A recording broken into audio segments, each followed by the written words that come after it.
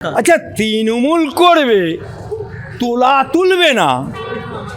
ঘুটে কৌনির বেটারা সব তৃণমূলে, গিয়াসুদ্দিন তার সামনে টাকা, জল ছাড়া মাছ বাঁচতে পারে না। তৃণমূল করবে, তোলা তুলবে না, এটা হইবে না। মধু চারটে চারটে চারটে আজকে সারা বাংলায় যত চোর দেখছেন, এই চোরদের মাথা হচ্ছে এই অভিষেক ব্যানার্জি। বাঙ্গালকে এরা কাঙ্গাল করে দিয়েছে এই তৃণমূল সরকার। 3.5 বছরের জেল খাটা আসামি, জনগণ নাম রেখেছে চিনাল ঘোষ। সে কি বলেছিল? সুদীপ বন্দ্যোপাধ্যায়কে প্রার্থী করা চলছে না, চলবে না। সুদীপ বন্দ্যোপাধ্যায় অমনি বলো, হ্যালো চিনাল ঘোষ, আজা কুত্তা মেরা ঘর মে। কুত্তা চলে গেল। অসিত মজুমদার আর রচনা ব্যানার্জি যে চুলুচুলি খেলি, এটা সাময়িক হয়তো হাত ধরাধরি চলছে। শুধুমাত্র বাংলাদেশ বলে তাকে বয়কট করতে হবে, এটা আমার ক্ষেত্রে অ্যাজ এ আইনজীবী হিসাবে কতটা ঠিক বা কতটা বেঠিক সেটা আমার জানা নেই। ওদের একটা 4 ফুটিয়া মৌলানা মৌলবী কে কি আছে আমি জানি না, সে আবার বলে কলকাতা দখল করবো। আয় না বেড়া টুকে, আয় কত বড় বাপের বেটা হবে। মমতা বুবুর, মমতা খালার, মমতা আপার তৃণমূলের ডাল লাগ গিয়া। শাহরুখ খানের আইপিএল টিমে কিছুদিন আগে, যার সঙ্গে কলকাতার টিম আইপিএল টিম, সেই টিমে কিছুদিন আগে বাংলাদেশি এক প্লেয়ার মুস্তাফিজুর রহমানকে কেনা হয়েছিল প্রায় 9.5 কোটি টাকার বিনিময়ে, এবং পরবর্তীতে যখন জল্পনা ছড়ায় তাকে ছেড়েও দেয় টিমের থেকে। কিন্তু মানুষজন শাহরুখ খানকে দেশদ্রোহী বলছে, কি বলবেন? দেখুন, খেলাধুলা সাথে কোনো রাজনৈতিক ক্রীড়া জগতের সম্পর্ক, কিন্তু রাজনৈতিক জগতের এর কোনো সম্পর্ক নেই। মেসি এসেছিল আমার কলকাতাতে, সে তো বিদেশি, সে তো আমার দেশের না। কিন্তু মেসি যে এসেছিল, দিয়ে মেসি কাণ্ড হয়ে গেল, এবং সেখানে লক্ষ লক্ষ টাকা তছরূপ হয়েছে, এবং সেই মেসি কাণ্ডে আয়োজক গ্রেপ্তার হল। সেখানে কেউ বাধা দেয়নি, সেখানে কেউ কিছু দেয়নি। কিন্তু KKR তারা একটা টিম করেছে।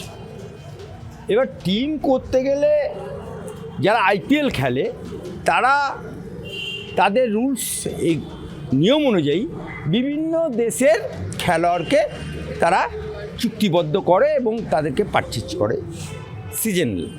যেমন মোহনবাগান, ইস্টবেঙ্গল, মোহামেডান, এরা বিভিন্ন দেশ থেকে খেলোয়াড় আনে। কিন্তু শুধুমাত্র বাংলাদেশ বলে তাকে বয়কট করতে হবে, এটা আমার ক্ষেত্রে অ্যাজ এ আইনজীবী হিসাবে কতটা ঠিক বা কতটা বেঠিক সেটা আমার জানা নেই। তবে একথা বলতে পারি, বাংলাদেশের সাথে আমাদের ভারতবর্ষের কূটনৈতিকভাবে যে সম্পর্ক হাসিনার আমলে ছিল, সেই সম্পর্ক আজকে তলানিতে ঠেকেছে। সিমলা চুক্তি অনুযায়ী, সেই সিমলা চুক্তি যখন ভারতবর্ষের সাথে সিমলা চুক্তি হয়েছিল, সেই সিমলা চুক্তি আজকে পাকিস্তান লঙ্ঘন করেছে, এবং পাকিস্তান ভেঙে যেহেতু বাংলাদেশ হয়েছে মুজিবুর রহমানের আমলে, সেই চুক্তি ওরা লঙ্ঘন করেছে। চুক্তিতে কী ছিল? চুক্তিতে ছিল যে চুক্তিটা লিয়াকত চুক্তি বলা হয়, সেই চুক্তিটাতে কি লেখা ছিল যে পশ্চিমবাংলা সহ ভারতবর্ষে যারা মুসলমান সংখ্যালঘু, তাদের শিক্ষা দীক্ষা, ধর্ম, ব্যবসা বাণিজ্য অল রক্ষার দায়িত্ব ভারত সরকার। আমরা যারা ভারতে জনম আছি, আমরা তৎকালীন ভারত পাকিস্তান ভাগ হওয়ার সময় জিন্নার ডাকে পাকিস্তান যায়নি, মুসলিম লীগের ডাকে যাইনি। আমরা এই ভারত মাটিতে জন্মগ্রহণ করেছি, আমার বাপ দাদা 14 পুরুষ। আমার এই ভারতবর্ষের এই মাটিতে কবর আছে। আমরা ভারত মাতার সন্তান হিসাবে এই ভারতে আমরা জন্মেছি। আমরা এই ভারত মাটিকে 5 বার চুম্বন করি। এই ভারতের মাটিতে আমাদের জন্ম হয়েছে, এই ভারতের মাটিতে বাপ দাদার কবর হয়েছে, এই ভারতের মাটিতে আমাদের কবর হবে। সারে জাহাঁ সে হিন্দুস্তান হামারা হ্যায়। এবং ভারতবর্ষের যে তিরঙ্গাটা উঠছে সেটা অঙ্কন করেছিলেন একজন মুসলমান নারী, নাম তার মেহরুন্নিসা। ভারতবর্ষে লাল কেল্লায় যে তেরঙ্গা ঝান্ডাটা পতপত করে উঠছে সেটা উড়িয়েছিল একজন মুসলমান, আশরাফুল্লাহ খান। তাই ভারতকে ভালোবেসে আমরা রয়ে গেছি এবং আমাদের সমস্ত প্রোটেকশনের দায়িত্ব ভারত সরকারের। ভারত সরকার এটাকে কোনো দিনই এটাকে লঙ্ঘন করতে পারবে না। জনম জনম হলো এটা সংবিধান। কিন্তু কূটনৈতিকভাবে আজকে যে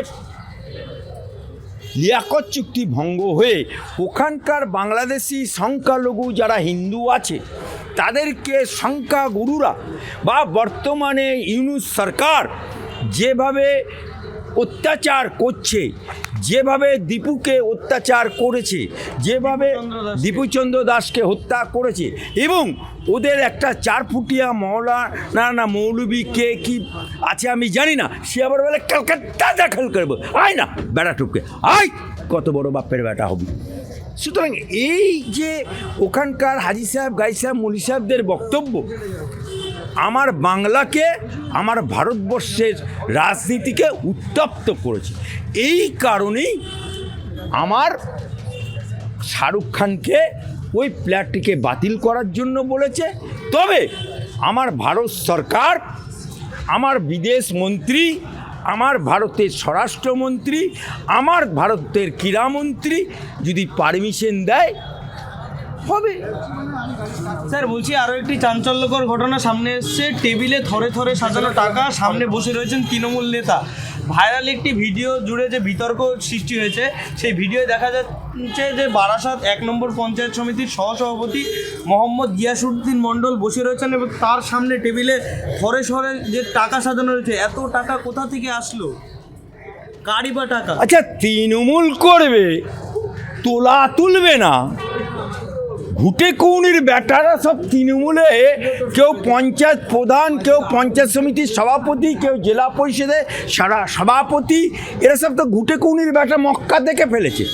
আপনি বলুন তো, এই যে শাহজাহান, শেখ শাহজাহান, যে কিনা বামপন্থের আমলে একটা টেকারে কন্ট্রাক্টরকে টিকিট টিকিট টিকিট টিকিট করে বেড়াতো, সেই শাহজাহান কোটি টাকার মালিক।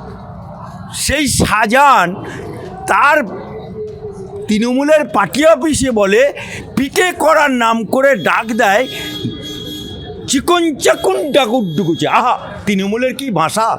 সুতরাং সেই শাহজাহান আজকে ধরা পড়ল কোটি কোটি।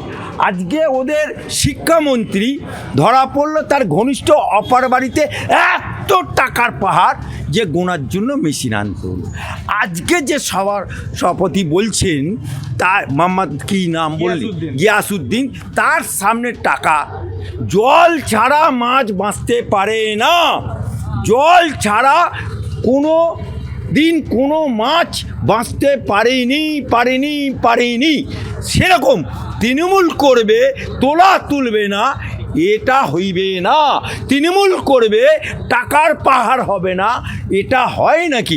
ওদের চারানা থেকে 1 লাখ টাকা নট করে অভিষেক ব্যানার্জি। এই অভিষেক ব্যানার্জি নির্বাচন কমিশনের কাছে কি লিখেছে হলফনামা দিয়ে, যে আমি ঘর ভাড়া দিয়ে খাই। আবার বলেছে ওর ব্যাংক অ্যাকাউন্ট নেই। তাহলে সেই অভিষেক ব্যানার্জি যে নাকি মাথা, সেকেন্ড ইন কমান্ড, ওদের তো 2টো পোস্ট, একটা মমতা ব্যানার্জি, একটা তার ভাইপো, না মা খোদা জানে, আল্লাহ জানে, মালিক জানে, সে অভিষেক ব্যানার্জি। এই 2টো পোস্ট, বাকি তো সব ল্যাম্প পোস্ট। তা সেই ল্যাম্পপোস্টগুলো তারাও জানে যে আমরা এখানে ঢুকেছি কামাতে, এখানে নীতি ফিতি আদর্শ জলাঞ্জলি, যতক্ষণ মধু আছে পিঁপড়ে ততক্ষণ আছে।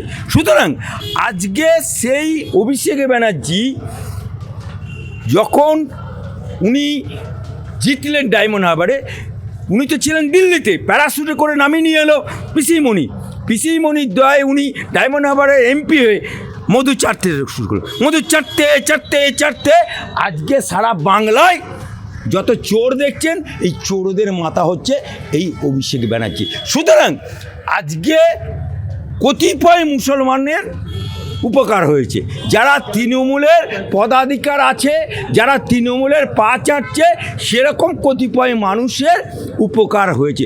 বাকি মুসলমানদের কোনো উপকার হয়নি, আর সনাতনীদেরও কোনো উপকার হয়নি। বাঙ্গালকে এরা কাঙ্গাল করে দিয়েছে এই তৃণমূল সরকার। স্যার বলছি, সংসদ রচনা বন্দ্যোপাধ্যায় এবং বিধায়ক অজিত মজুমদারের মধ্যে যে দীর্ঘ ঠোকাঠুকি ছিল, সেটাকে থামানোর জন্য এবার কল্যাণ বন্দ্যোপাধ্যায় তিনি মাঠে নামলেন এবং তিনি একটি মন্তব্য করেছেন যে নির্বাচন মিটলে দুজনকেই লাঠি ধরিয়ে দেবেন এবং তখন তারা চাইলে লাঠালাঠি করে নেবেন। এখন অন্তত এই সময়ে যেন কোনো ঝামেলা না হয়। হ্যাঁ, কে রে কাঁচ যদি ফেটে যায় সেটা জোড়া লেগেছে? আজ পর্যন্ত কেউ দেখাতে পারবে যে কাঁচ ভেঙে গেছে, আয়না ভেঙে গেছে, জোড়া লেগেছে? দেখাতে পারবে না। কাঁচ জোড়া লাগে কিন্তু একটা চির দাগ থেকে দেয়। তাই অসিত মজুমদার আর রচনা ব্যানার্জি যে চুলুচুলি কেলাকেলি, এটা সাময়িক হয়তো হাত ধরাধরি চলছে, আলটিমেট শাক দিয়ে মাছ ঢাকার চেষ্টা হচ্ছে। কিন্তু এবারে যতই হাত ধরি করুক আর যতই হাত ধরে চলুক, আপনি বলুন তো, ওদের বাপ্পা নাম রেখেছে কুণাল ঘোষ, 3.5 বছরের জেল খাটা আসামি। জনগণ নাম রেখেছে চিনাল ঘোষ। সে কি বলেছিল? সুদীপ বন্দ্যোপাধ্যায়কে প্রার্থী করা চলছে না, চলবে না তৃণমূলের বিরুদ্ধে। সুদীপ বন্দ্যোপাধ্যায় অমনি বলল, হ্যালো চিনাল ঘোষ আজা কুত্তা মেরা ঘর মে। কুত্তা চলে গেল, গিয়ে জল ভরা সন্দেশ খেলো, বিস্কুট খেলো, চা খেলো, খেয়ে অমনি সুদীপ বন্দ্যোপাধ্যায়কে নিয়ে হাঁটতে শুরু করলো। এই তো ওদের চুলোচুলি, এই তো ওদের খেলাখেলি। স্যার বলছি, ফেব্রুয়ারি মাসের দ্বিতীয় সপ্তাহে যে জেইউপি ব্রিগেডে সভা করবে, সেই সভা করার জন্য সোমবারে হুমায়ুন এবং তার কিছু সাথী তারা ব্রিগেডটা পরিদর্শনে এসেছিল। সেই ব্রিগেডের থেকে আওয়াজ ওঠে, মানুষজন গো ব্যাক হুমায়ুন বলে স্লোগান দিতে থাকে। কারা এরা যারা হুমায়ুন কবিরকে? দেখুন, হুমায়ুন কবির একজন ইসলাম ধর্মের ছেলে। হুমায়ুন কবির একটা নবীর উম্মত। হুমায়ুন কবির যে কিনা মসজিদ করার দায়ে তাকে তৃণমূল থেকে বহিষ্কার করেছে, মুসলমান হিসেবে তাকে বহিষ্কার করেছে। অথচ মমতা ব্যানার্জি হুমায়ুন মসজিদ করছে তার বাপের টাকায়, জনগণের টাকায়। শুধু মসজিদ করছে না, মসজিদ করছে, সেখানে স্কুল করছে, সেখানে মাদ্রাসা করছে, সেখানে নার্সিংহোম করছে, সেখানে আবাসস্থল করছে।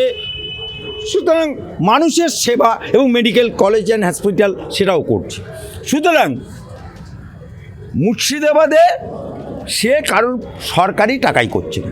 কিন্তু মমতা ব্যানার্জি সরকারি টাকায় যে দুর্গাঙ্গান মন্দির করলো, সরকারি টাকায় যে মহাকাল মন্দির করলো, সরকারি টাকায় নিউ টাউনে মসজিদের জায়গা, মুসলমানের জায়গা কিনে নিয়ে সেখানে দুর্গা মন্দির করলো। ওকে কে সাসপেন্ড করবে? ওকে কে সাসপেন্ড? আজকে হুমায়ুন কবির বিশ্ব ইজতেমা হলো আমার হুগলি জেলায় পুইনানে। সেই ইজতেমা সকল মুসলমানের জন্য ইজতেমা। এখানে মুসলমানের ধর্মেতে, ইসলামে বলছে যে যদি নিজের ধর্মকে শ্রদ্ধা, আস্থা রাখো, অপর ধর্মকে শ্রদ্ধা করো। সেই কারণে ওই পুইনানের বিশ্ব ইজতেমাতে বহু হিন্দু, সনাতনী হিন্দু ফ্রিতে জমি দিয়েছে কয়েকদিনের জন্য ইজতেমাতে ব্যবহার করার জন্য। তাদের ধান উঠে যাওয়ার পরে এটা দিয়েছে, এটা সম্প্রীতির বার্তা। সেই ইস্তেমা ইসলাম ধর্ম বলছে যখন কোনো মুসলমান কালমা পড়নেওয়ালা লা ইলাহা ইল্লাল্লাহ মুহাম্মাদুর রাসূলুল্লাহ বলনেওয়ালা মুসলমান, সে যদি কোনো জায়গায় নামাজ পড়তে যায় বা কোনো ইস্তেমাতে জলসাতে যায় তাকে, বা কোনো মসজিদে যায়, কেউ रुकने वाला नहीं है, जो रुकेगा वो मुसलमान ही नहीं है। সেই জায়গায় বিশ্ব ইস্তেমাতে হুমায়ুন কবির গেল, কমিটি সেখানে গেল, তা কিন্তু সেখানেও তাকে গো ব্যাক স্লোগান শুনতে হয়েছে। আবার ব্রিগেড সভা করবে, সেখানেও সভা করছে। অর্থাৎ এই যে ডর তৃণমূলের লাগ গিয়া, এই যে ইস্তেমাতে গো ব্যাক স্লোগান আর এই যে ব্রিগেড ময়দান পরিদর্শন এসছে, এতে মমতা বুবুর, মমতা খালার, মমতা আপার তৃণমূলের डर लग गया, হুমায়ুন को बहुत डर लग गया। কারণ 21 সালের আঁকড়া বলছে 5 to 7% হিন্দু ভোট করে পেয়েছে, বাকি সব মুসলমান ভোট পেয়েছে। আর সেই মুসলমানদের মুখ হয়ে গেছে এখন হুমায়ুন। ये डर ममता बुबू को लग गया, ये डर तृणमूल को लग गया। लेकिन ब्रिगेड किसी को बाप का नहीं है, ब्रिगेड तृणमूल का बाप का नहीं है, brigade under of the central government military का है। तो जो व्यक्ति गो बैक स्लोगन देता है वो देने दीजिए, रजा चले बाजार में कुत्ता को भुकने दो।